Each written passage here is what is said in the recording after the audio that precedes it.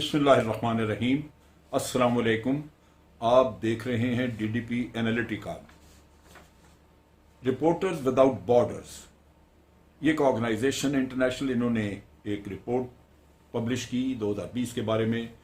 उसमें हमारी पाकिस्तान की रेटिंग आज़ादी सहाफ़त के ज़ुमरे में बहुत ही नीचे दिखाई गई और कहा गया कि जनाब ये जो 10 मुल्क जो आज़ादी सहाफ़त को बड़ा नुकसान पहुंचाते हैं, ये उसको कर्व करते हैं, उनमें हमारे प्राइम मिनिस्टर ख़ास तौर पे शामिल है। ये एक मैं समझता हूँ ख़ासी गलत बयानी से काम लिया गया।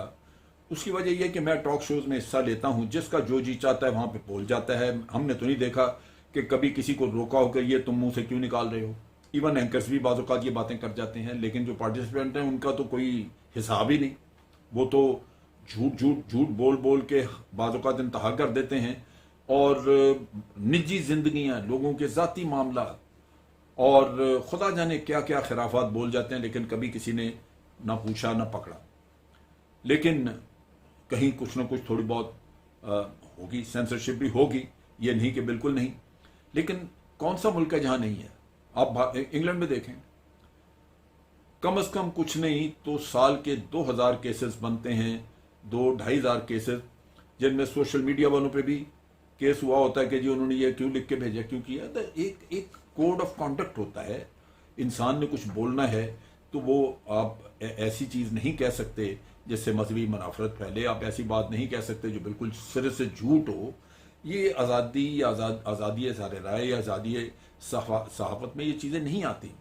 सो हमें ये समझना चाहिए कि आज़ादी इज़हार राय जो है वो मादर पिदर आज़ाद नहीं है। उसमें आपने खुद जिस वतन में आप रहते हैं उसके हिफाजत, उसका तहफ़्फ़ुज़, उसके अपने इज़्ज़त वक़ार, इसके बारे में भी सहाफ़ी नहीं ख्याल रखना है। सहाफ़ी दूसरों को भी एडवाइस करेगा कि आप भी ये इस तरह की बात ना करें जिससे कि आपके मुल्क की तस्लील हो या कुछ ऐसा हो। लेकिन कहीं अगर कोई ज़्यादती होती है सहाफ़ी के साथ तो उसका हक़ है कि उसको इंसाफ मिलना चाहिए। ये भी एक उसकी ह्यूमन राइट्स भी हैं उसके, और उसके अलावा वैसे भी सहाफ़त का असूल वो भी वहाँ पे मेरा ख्याल है उस असूल की भी नफ़ी होगी अगर किसी सहाफ़ी के ऊपर कोई तशद्दुद किया जाए या ज़्यादती की जाए उसको सिर्फ उसकी ज़बान बंदी करने के लिए, ये मुमकिन नहीं। लेकिन बहुत सारा कुछ और भी है। जैसे मैंने देखा कि जब से पाकिस्तान में करप्शन के केसेस का किस्सा शुरू हुआ, तो केसेस तो वही हैं जो पहले के चले आ रहे हैं, लेकिन अब इस हुकूमत के दौर में उन पर अमल शुरू हुआ। तो मैंने एक चीज़ नोट की कि बास मीडिया हाउसेस जो थे उन्होंने लगातार अपनी ये जिम्मेदारी समझी कि करप्ट हुक्मरान या करप्ट जिसने करप्शन का केस किया हुआ है उसकी वकालत करनी है, ताकि ये साबित किया जा सके कि उसने जो करप्शन की है वो तो मजबूरी थी या की नहीं है, करप्शन हुई। वो रियासत को किसी न किसी तरह झूठा साबित करे। रियासत का पैसा खाया हुआ है, वो निकलवाना चाहते हैं, लेकिन नहीं, वो रियासत को झूठा साबित करने की बाज़ मीडिया हाउसेस की ये कोशिश रही। बाज़ जगहों पे हाफ ट्रूथ, आधा सच बोला जाता रहा, आधे को छुपाया जाता रहा। अब अगर आप आधा सच बोलें तब भी ज्यादती है, और वो आधा वही सच बोलें जो कि करप्ट आदमी को सपोर्ट करता है, तो आप सोचिए कि ये तो बहुत ही बड़ी ज्यादती है। आप सिर्फ उसी की सफाई में आधा सच बोल रहे हैं, जो बाकी का सच है वो कौन बोलेगा। इसकी एक मिसाल अभी इन दिनों फिर चल रही थी बात, और वो थी जज अरशद मलिक के बारे में कि उसके ऊपर बाज़ जगहों से सुप्रीम कोर्ट या आप कह लीजिए कि इंटेलिजेंस के अदारों से किसी तरफ से जज साहब के ऊपर बड़ा एक दबाव था कि किसी न किसी तरह मियां नवाज शरीफ को सजा दें। अब इसका बैकग्राउंड ये आधा सच है, सारा सच क्या है वो मैं बताता हूं। एक चीज ज़हन में रखिए कि ये जो मीडिया हाउसेज या जो लोग भी करप्ट आदमी की करते हैं उसके दिफा में बात करते हैं, उसको यूं ले लीजिए कि आज करप्ट माफिया इस मुल्क में इस रियासत से ज्यादा मजबूत है। मीडिया उसकी जेब में है, जज उसकी जेब में है, वकील महंगे से महंगा वो ले सकता है, तहकीकाती अदारे उसकी जेब में हैं, और ये उसका अपनी प्लान है कि उसको अदालतों के जरिए छोड़ा जाए ताकि उसका करप्शन का केस दोबारा खुल ना सके, और कहा जाए वो आपके सर पे आके तो डंडे मारे रोज कि जनाब क्या था, मुझे इतनी देर जेल में भी रखा, ये किया वो किया, हमें अदालतों ने छोड़ा, कोई सबूत नहीं था आपके पास। हम कहते थे कि हमने कुछ नहीं किया, आपने हमें पकड़ लिया, लेकिन है तो सब कुछ, किया तो सब कुछ है। अब जज अरशद मलिक का जो आधा केस है वो ये है कि जज अरशद मलिक की एक वीडियो जिसमें वो कहता है कि मेरे ऊपर दबाव था फैसला करने के लिए, वो इतनी बात कहता है और उसको पकड़ के तो सारा केस ये बनाया है कि ये सारा फैसला दबाव के तहत हुआ है। अब वो हल्फिया बयान नहीं दे रहा, वो तो एक वीडियो में उसने कहा खुदा जाने कि क्या बात थी जिसके जवाब में उसने ये कहा, यह क्यों हुआ। लेकिन एक वो हल्फिया बयान जमा कराता है, हल्फिया बयान की बात यहां मीडिया नहीं करता। जो शख्स कसम खा के एक बात बता रहा है वो कुछ और है। उसमें पहली बात वो कहता है कि जी मेरे ऊपर कोई प्रेशर नहीं था।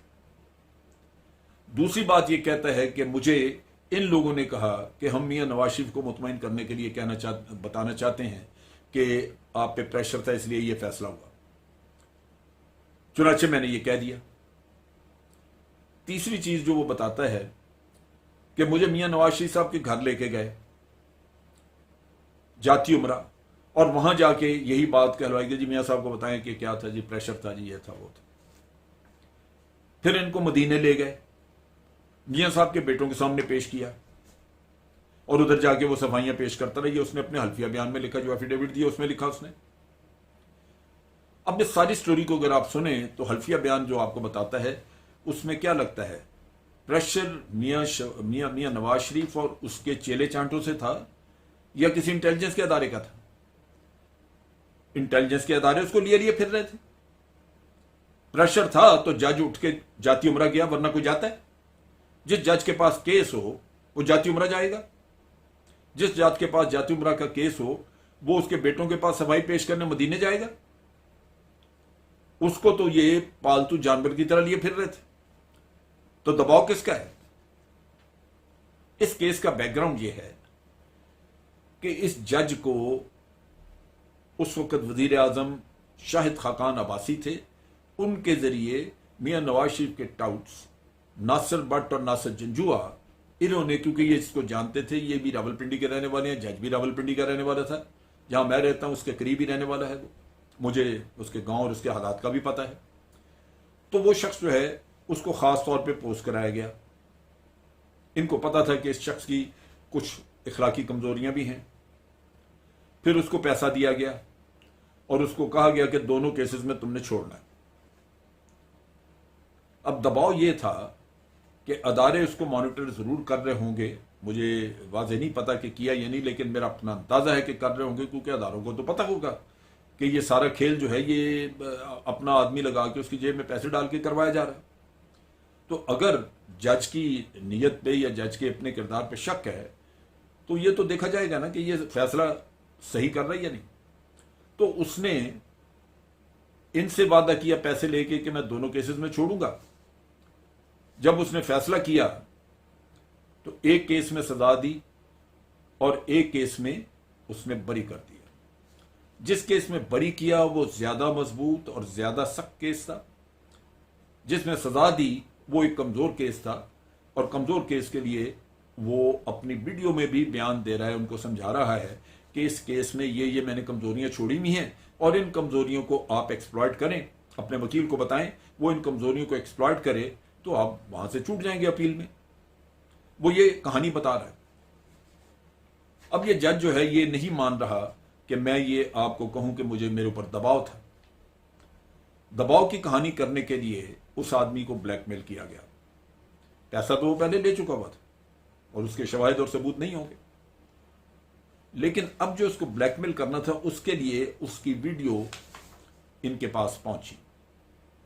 मुल्तान का एक शख्स मियां तारिक, वो पीपल्स पार्टी के एक लीडर के जरिए इनके पास पहुंचा और 20 करोड़ में उसने वीडियोस, कुछ और भी मेरा ख्याल है लोगों की, जजों की होंगी, क्योंकि वो मैंने इनके बयानात में ही सुने हैं नून लीग के कि जनाब हमारे पास और भी वीडियोस हैं जो हमने लंदन में रखी हुई हैं, जब मियां साहब चाहेंगे रिलीज करेंगे।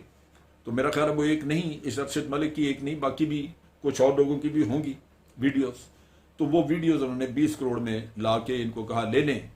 वो वीडियोस जो है वो चेक कराई गई, मियाँ साहब को बताया गया, उनसे इजाज़त हुई, और फिर वो वीडियोस जो है उसके रेट करते कराते 5 करोड़ में, और कहते हैं कि साथ एक पजेरो गाड़ी ये दे के तो वो वीडियोस ले ली गई।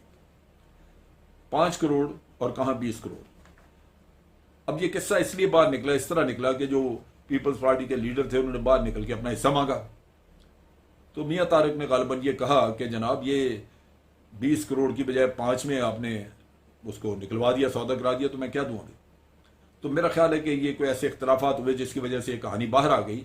लेकिन ये कहानी जो थी इसका असर ये पड़ा कि अब अरशद मलिक की वीडियो इनके पास चली गई, वो वीडियो उसको दिखाई, ब्लैकमेल किया और उससे ये बयान दिलवाया कि मेरे ऊपर दबाव था।